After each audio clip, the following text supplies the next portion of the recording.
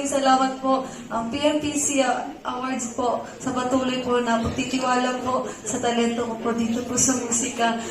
Siyempre po, gusto ko din po ibigay lahat ng credit po sa aking mga boss, mga taong nagtiwala po sa akin dito sa music. Hindi naman ako kumakanta dati, tapos dito na ako ngayon. Thank you po, Sir Rox, Sir Santos, Sir Roxy Dikigan, Sir Jonathan Nalo, sa lahat po ng bumubuo ng Otodedma po, Star Pop, Star Music, ABS-CBN Music, maraming salamat po.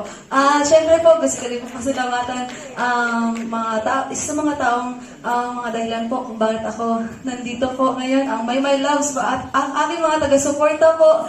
Maraming salamat po sa inyo. Sa 8 years po na nandito ako sa industriya ay napaka-bless ko po sa inyo dahil hanggang ngayon ay mahal niyo ako at nakasuporta pa rin kayo sa akin. At syempre sa mga mahal ko sa buhay, yung pamilya ko, yung mga kaibigan ko, na siya nabigay po sa akin ng lakas para patuloy po ako dito sa industriya po. Kasi hindi naman po madali yung buhay natin dito. So yun, maraming salamat po lalo na sa nanay ko.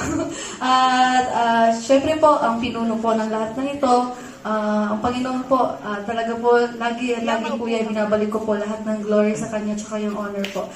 Muli po, maraming salamat po, Kuya Francis. Award po na ito. Thank you po.